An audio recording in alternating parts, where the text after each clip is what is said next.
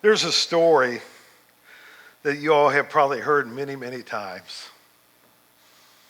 A few times by me, so no telling how many other times you've heard it. It's a story told, and I think it's told because it has such a good point within it.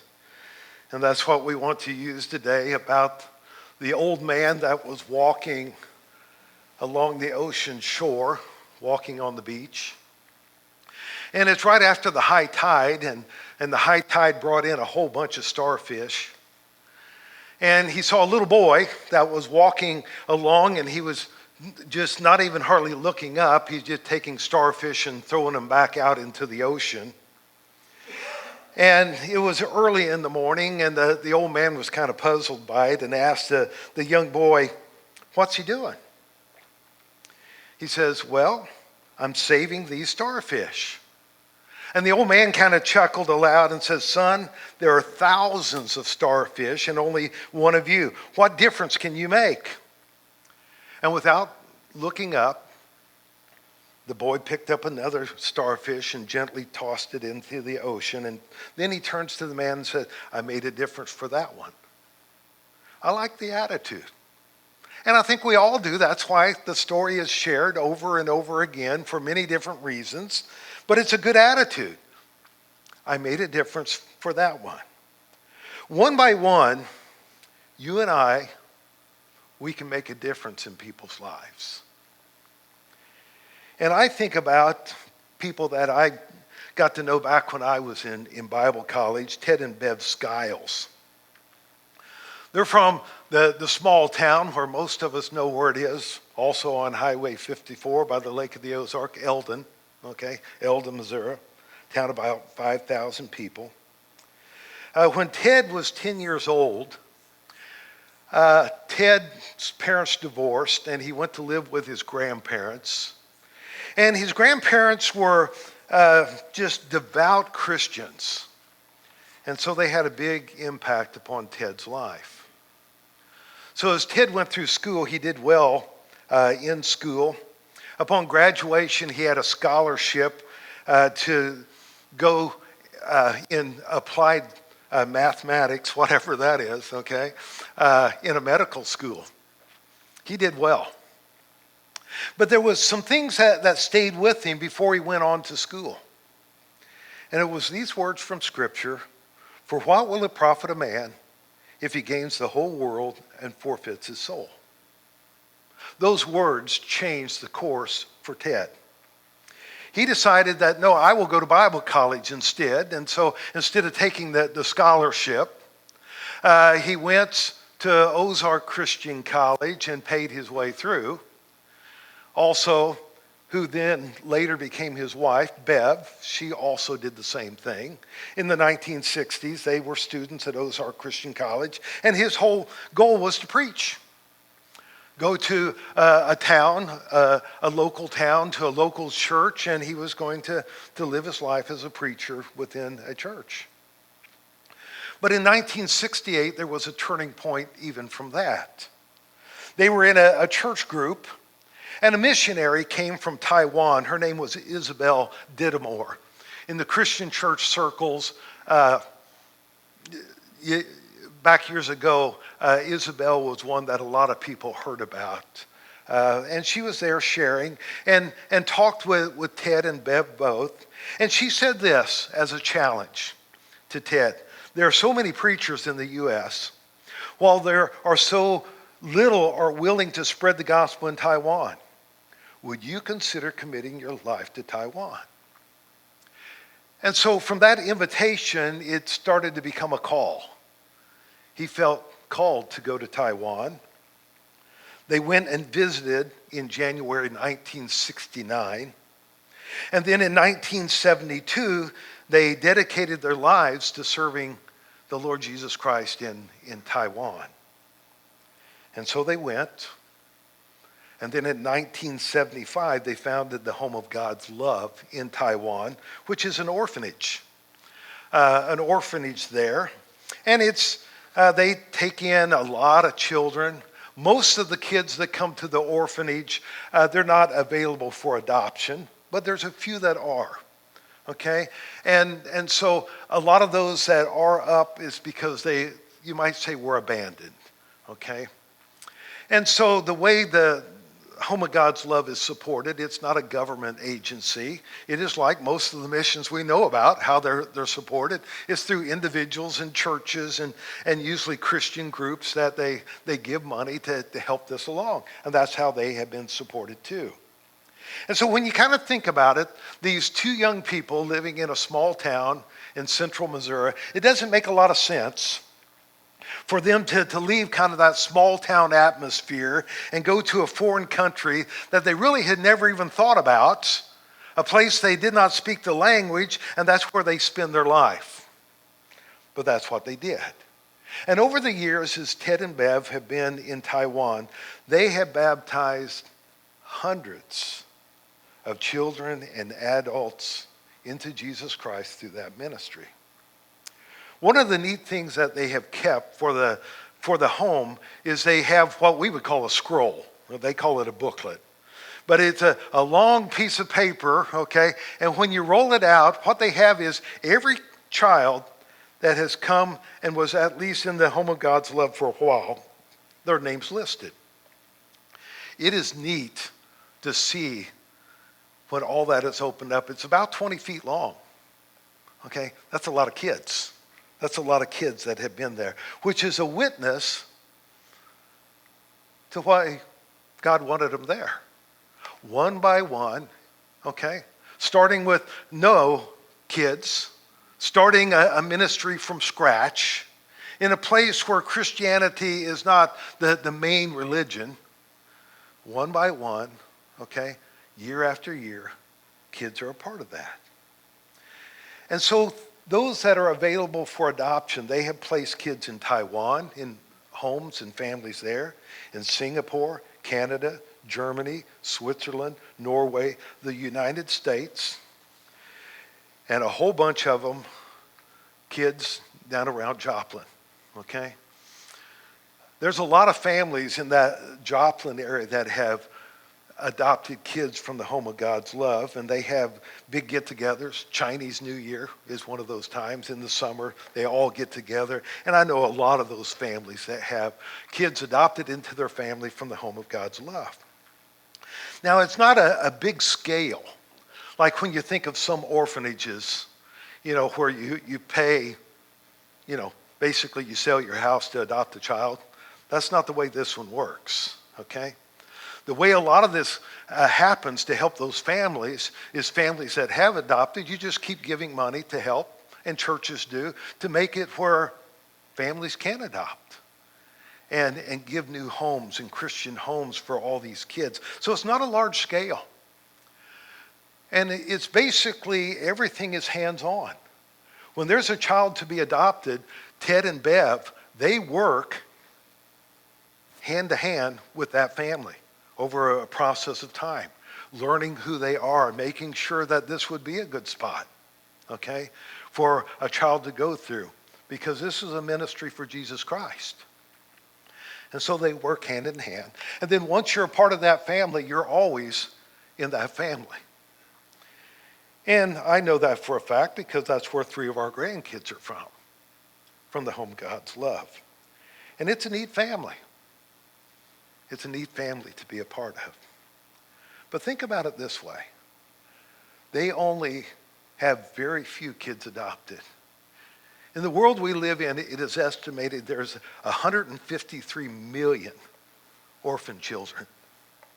If you go to places like in the Philippines, at night the streets are just thick with little kids. Little kids taking care of little kids and trying to protect themselves from all the evil that's out there. 153 million kids around the world that are orphaned. We're surrounded by a lot of needs. But I'm thankful for Ted and Bev, their attitude. Because kind of like that little boy, here I can save this one. I can save this one. Not all 153 million, but I can save this one. See, when we look and we're faced with the problems of this world, a lot of the problems will never be solved. There's millions of starfish on the shore. And sometimes it looks like there's no way we could ever make a dent into all the problems there. But like so many people, we care. And so we think, what can I do? What can I do to solve some problems? We'll never take care of all the malnutrition and all the starving. As I have a little sister that was, for her first 3 years of life, grew up in an orphanage in Korea. When she came to our family, she was suffering malnutrition, okay? Was quite obvious. And then when she got where she could eat food, she could eat us all under the table, okay? But you can take care of one or two.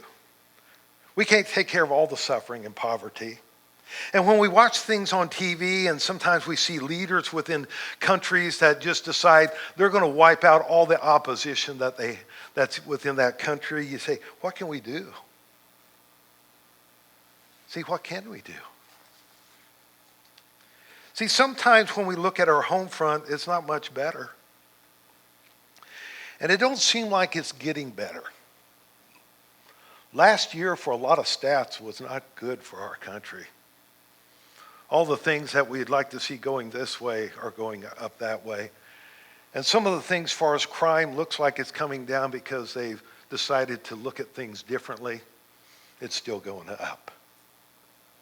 The suicide rate in the United States last year, about 48,000 people took their lives.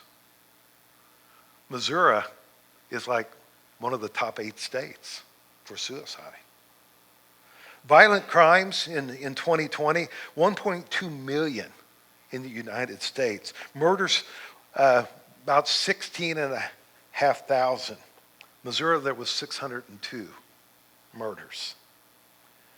Alcohol addictions is estimated about 1 out of every 13 adults in the United States has an alcohol problem. So we know that means it's higher, right? 3 million teens have an alcohol problem. Drug abuse is still going up, even though we're legalizing a lot of the illicit drugs.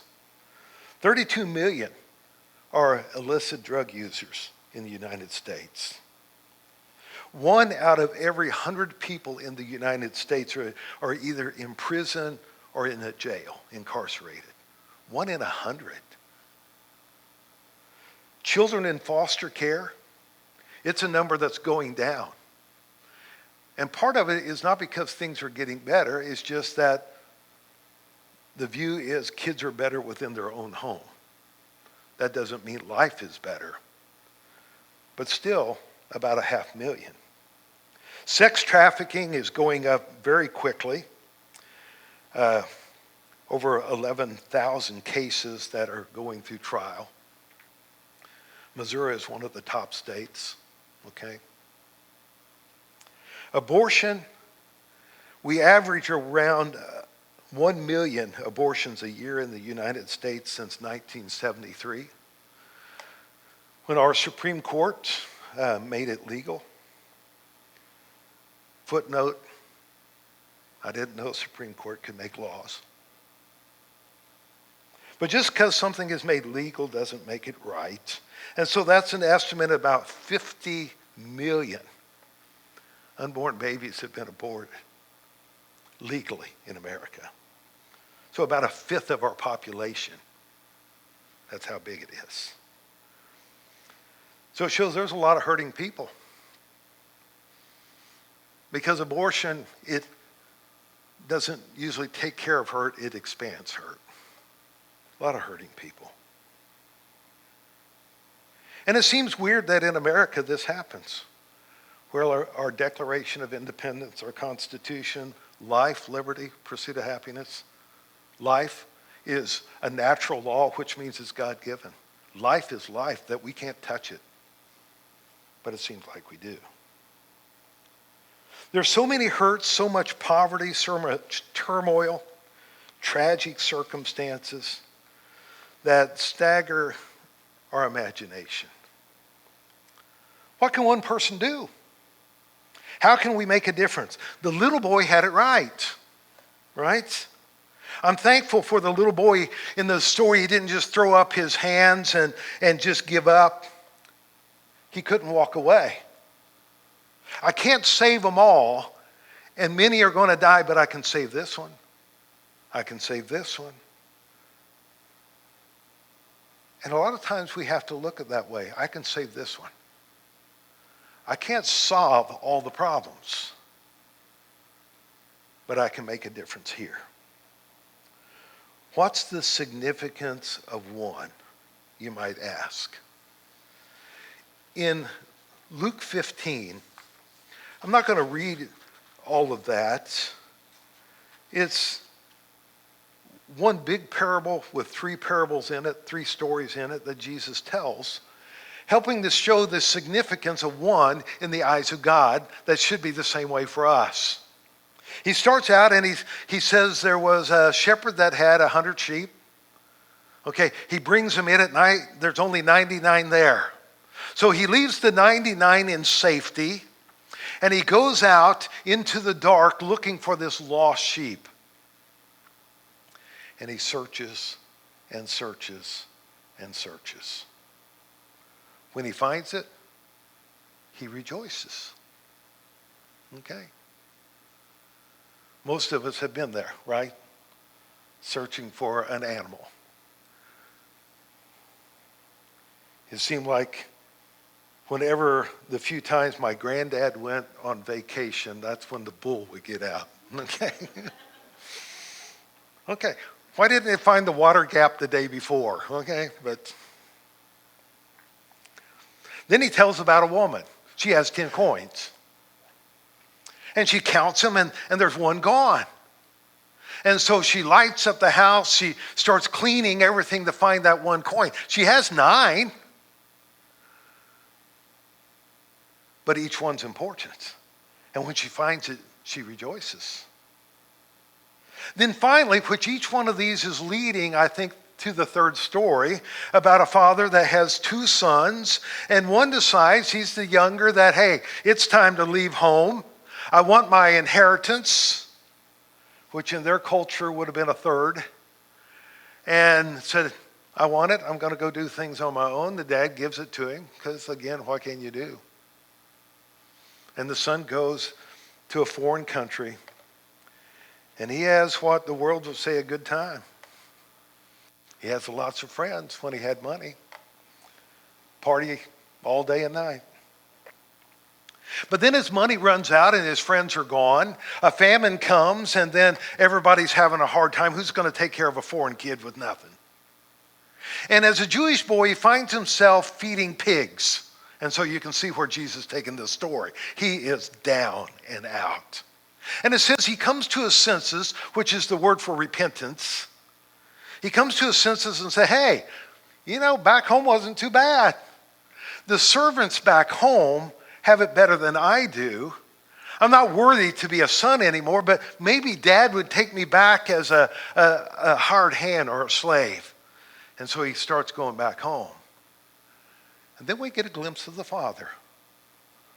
The father's waiting for his son. He doesn't know if his son will ever come. But he's hoping, he's praying, and he's ready. And when he sees his son, he runs to meet the son. And the son didn't get to give a speech. Dad, I'm not worthy of being a son. Will you take me? He didn't even get time for that because the dad welcomes him. Gets a robe for him, shoes for his feet, puts a ring on his finger, tells the other servants that are there to make a feast because this son of mine that was lost is now home. And in verse 7, Jesus says this, there will be more rejoicing in heaven over one sinner that repents than over 99 righteous persons who do not need to repent. Now we know how that is during a church service. When someone is baptized, where's the rejoicing? We don't so much rejoice over everybody else. That day, it's a big day, right? We rejoice over one that comes to the Lord. It's a celebration. It's a big time. One. How important one is. Back several years ago, one of the Promise Keepers events that I went to was in St. Louis when they were still doing the big stadium events. And we went to the stadium where at that time the Rams played, wherever the Rams are now. Oh, Nevada, right? Wherever they are. Aren't they in Vegas now? Okay, wherever they are. Huh? Raiders. Another bad team. Sorry. Okay. They went back home to California. But we were there. Promise Keepers events were great events. I was preaching in Columbia. We had a van load of guys go, and it was neat. And one of the things they did there when we were all in the stadium, so basically all the seats are filled like at a football game, but also there's chairs over the whole playing field as well. So 50,000 people, something like that, are there. And this session, they started out, everybody had a candle, and they started out that all the lights were turned off. All you could see was some of those red exit lights, okay?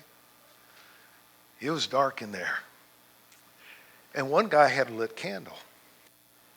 And he turned to one side and lit the candle beside the guy by him there, and then the guy on the other side. And then this guy turned this way and started lighting, and you start seeing it spread. And it was just one lighting one that they didn't even light themselves, right? It was lit. And it wasn't long before it was like the lights were back on again. One by one by one by one. Making a difference. The stadium was radiant. And that's the same way it works in life. One person can make the difference in the life of another person. And it has phenomenal effects. You can make a difference for one. The preacher and writer, Edward Everett Hale, he said this, "I'm only one, but I am one. I cannot do everything, but I can do something. I will not let what I cannot do interfere with what I can do." That sounds like the little boy with the starfish. See, we all have eyes to look around us and we can see there's needs. We all have ears to hear the tragedy, but none of us have enough money and time and ability to take care of all the needs. None of us do. But we do have some time. We do have some money. And we can help make a difference for at least one. The life of one person. Another stat within America that is so high is divorce. And we can't solve all the problems of every marriage around the world. But we can resolve to love the person that we are married to. That's where it starts. There's a lot of troubled kids out there. And we're not able to reach all of them.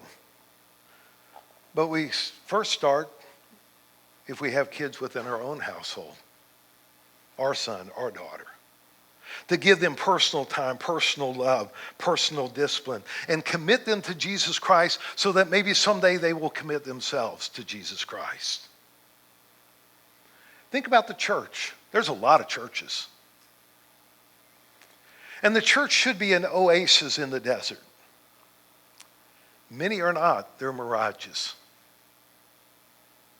Some are more interested about other things. I usually call the 3 N's, numbers, nickels, and nails. Buildings, programs, and numbers. Back several years ago, Shala and I went to a church. I'll be very vague because I don't want you to know where it is. They are a different church now, thankfully. But we went to try out for the youth ministry there. We were living in Coral Junction at the time, so we traveled there. And so they were looking at 2 of us still. And so we spent the weekend there. It was not a friendly church. At that time, it was a pretty large church for Christian churches at that time, the early 80s. Several hundred, close to 1,000 people.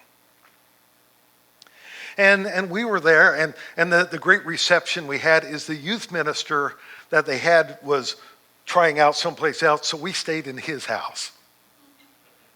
Really weird, okay? And they had a list of things that maybe we would want. Okay, wouldn't it be better to stay with somebody, But that's the type of church they were. They were cold.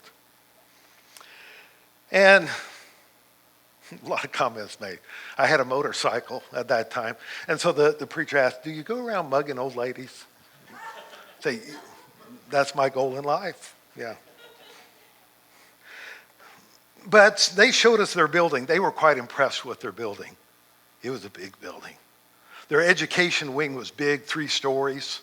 Their auditorium was pretty new. They had not stained glass windows, they had cut glass windows that a guy learned how to do this in Italy that lives in New York City that came and did it. I probably shouldn't tell you that because you might know the church. But we got the grand tour of the building. I could care less.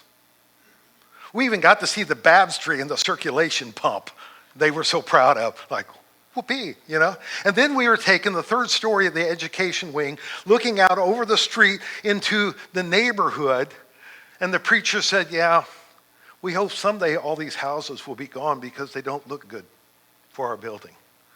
And Shelly and I, we didn't even have to look at each other. Isn't that where the people live? We decided not to go there, but the neat thing is they decided we weren't going to go there either, so it worked out fine both ways. That church doesn't have to worry about that anymore because they relocated. I'm not sure why. If they needed space or if they just got tired of looking at the neighborhood where they were. Neat thing is, they are now a very good church.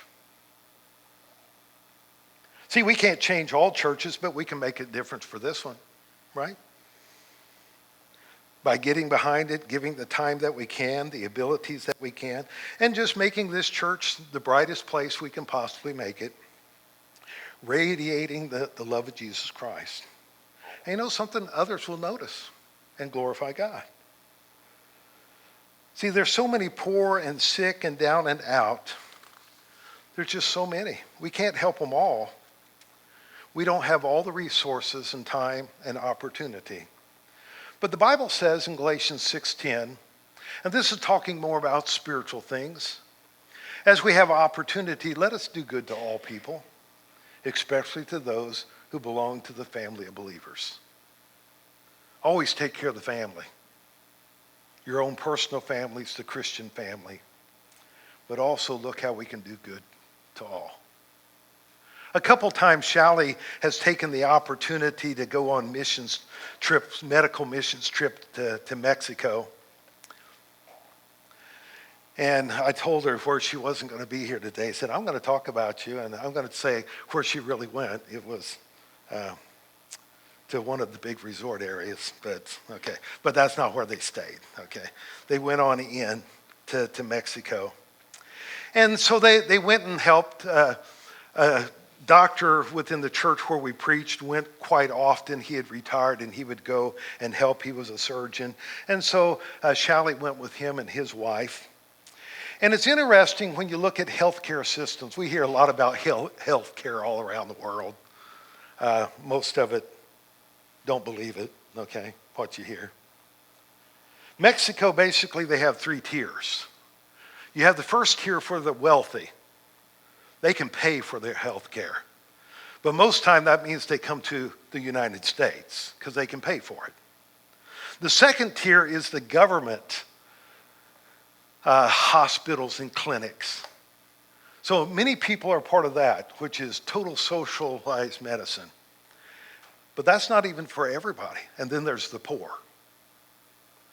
The poor in America, in Mexico, the kind of the outcast people are the real indigenous people, which are the Mayans. They're on their own. And so really there's very little health care at all for them. So when you have a problem, you learn to live with it. And so some of these people that came into their clinic for surgeries, little old men, they never complained. They stood in line all day long. After they had surgery, what you and I would be, give me another shot of something to take care of this. Most of them didn't even take aspirin because pain was so much a part of their life. Never complained, okay? But as they helped person after person after person, they could have been there forever and there still would have been a line. But the ones that you got to help, you got to help. It's kind of the starfish thing. So many more, but at least we helped this one. We helped this person. And even though you really don't make a dent. But for Sally, it's kind of a highlight within her life. It was fun because it was doing something very much worthwhile. Okay? Giving of yourself in such a way. And she felt the joy of the little boy with the starfish. I helped this one. I helped this one. And when you think of evangelism, isn't it a lot the same way? There are so many people that have never heard about Jesus, at least who Jesus really is. They have concept, maybe something to do with Easter, or something to do with Christmas somehow. And then so many things that religion gets a bad rap, okay? A lot of people don't understand. So many have never heard. So many have never had a chance to commit their lives. But Jesus says, go into all the world and preach the good news to all creation. See, there's many more that don't know Jesus than do know Jesus. But you know something? Each one of us can help to bring one. I may not be able to go in places where everybody turns to Jesus, but sometimes it's quite interesting, the people that do. A guy who became a very good friend of mine when I was preaching in Illinois was a guy that most people would have thought that there's no way you would ever become a Christian, and he became one of the elders within the church. Okay? Big guy. Rode his Super Glide Harley. Had his nice tattoo. Except when his grandma was around, then it's covered up. Because even our church, there was one stop when you went through the highway through town, that's where our church was. He grew up in that area. He says, I don't ever remember a church being there. He wasn't focused on the things of God at all. But one night through an accident where he probably should have died, it changed things. It changed things for him. What a difference. And it was the influence of his wife that had just started coming to church that helped make a difference. And we had a lot of good times together. He was a competitive guy. This is off subject, but what time is it? Okay. We would go squirrel hunting together. And so he's pretty competitive, and really I am too. I just don't let it show as much. That I'd hear him shoot, so that means he got a squirrel, so I had to work harder. Once I shot one and it jumped over to a black locust tree. I climbed up with all the thorns and everything to get that squirrel because I was not going to let one squirrel get by because I got to beat Joe. But the influence. What a difference one can make. Roy Weiss, a lot of you all knew Roy. A lot of you all know different ones within his family. In 1968, the West Side Christian Church, which was a fairly new church, small church in Columbia, Missouri, which is now Forum Christian Church. That's where Shelley and I got married. They decided there needed to be a campus ministry on the University of Missouri campus through the Christian churches. And so they knew Roy. He was preaching at Eldon, another Eldon connection, Eldon, Missouri. And so they went and talked to him about, would you come and be the campus minister, which it was more than just being the campus minister. There wasn't any ministry there through the Christian church. That means you're going to have to figure out how to start it, how to do it, and all this type of stuff. Roy accepted it. And his goal was this, to teach students God is real, God is alive, and the Bible is true. And many of you Probably heard Roy speak many different times, and you can picture him saying it. He always stood with nothing around him, standing still in one place with his deep, thundering voice. And the things he had memorized is beyond me, okay? And everything was usually as clear as that. That's what the ministry was about. God is real. God is alive. The Bible is true. So for 38 years, he worked with the campus ministry there. Thousands of students was a part of that campus ministry. And you have to understand, a lot of these, they weren't looking so much at what God can do within my life. Some were, that I can see through some of the secular jobs how God could work through it. But most, that wasn't really what they were after. But around the world, there are thousands of leaders, Christian leaders, because of that ministry. It's also neat to see his family. His family, they didn't just work. We have a mission, that's the campus house. But they also worked in prisons, nursing homes. They even brought Vietnamese refugees into their house to live. All 4 of his kids are in ministry. He preached all over the United States.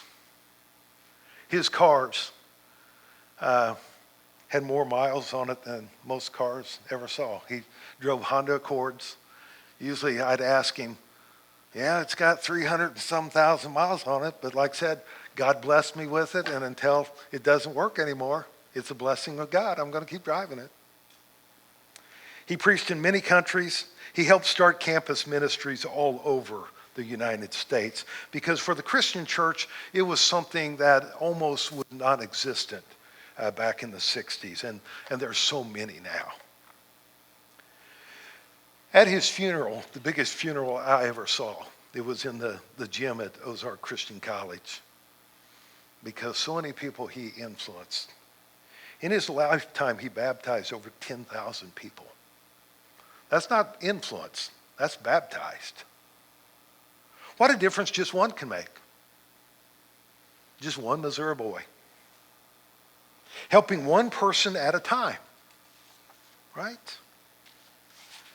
A few years ago, I looked into the eyes of a man that I had just recently brought to Jesus Christ. His life earlier was in shambles, mainly because of alcohol. It cost him his health, his job, his family. But fortunately, I was able to share Jesus Christ with him, and he listened, and he responded. He repented and was baptized into Jesus. And now he's serving God. He's right with God. And as I look at it this way, I help make a difference in one. How cool that is. See, that's the best way to live. It is the most rewarding, the most satisfying course to follow. It is just pure fun to make a difference, even if it's for one. But also making a difference in your own life. You really can't change anybody except yourself. Okay? How much time we spend in life trying to change people? You can't. Okay? You can make a difference, but you can't change yourself. When you read about all the alcoholics, adulterers, unwed mothers, unfit fathers, thieves, liars, troublemakers, they're all around. But one of the choices each one of us can make is, that's not going to be me. Okay? That's where it starts. That's not going to be me. It doesn't matter how many are around me. It's still not going to be me. Because no matter how strong a temptation we have the power of choice. No matter how strong the temptation. Temptation is not sin, but temptation will always lead us to sin. And in a culture now that we do everything by feelings, temptation can work with feelings real well. We have the power of choice. You can decide to live a life of integrity, to keep your promises, shoulder your responsibilities, tell the truth, to do your duty, to serve the Lord Jesus Christ. And you can decide to be a follower of Jesus Christ. You can serve in his church because he wants you to. See, let Christ make a difference within your life. Jesus can do that. Who were the first people in the church in Acts 2? They were the people that you may say killed Jesus. But he forgave them, right? So the first Christians, the first church, were murderers of Jesus. Wow.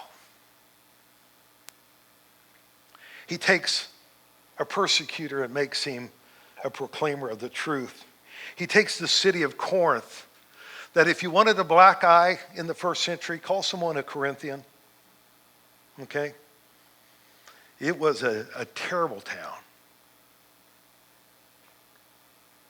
And as Paul writes to the church of Corinth, he says, some of you used to be drunkards, prostitutes, homosexuals, thieves, but God's adopted you into the family because that's who you once were. That's not who you are now. He can make a difference in your life, but you have to let him. You have to let him. Jesus says, here I am, I stand at the door and knock. If anyone hears my voice and opens the door, I will come in and eat with him and he with me. Isn't that neat? As the worship team comes up, one little story. There was a young artist that handed in a picture to his teacher. And it's a picture that the teacher said is not finished. Because there's no doorknob on the door. It's not finished. But the student said, yeah, it's finished. That's the door of the human heart. There's no knob on the outside of the door because it must be open from the inside.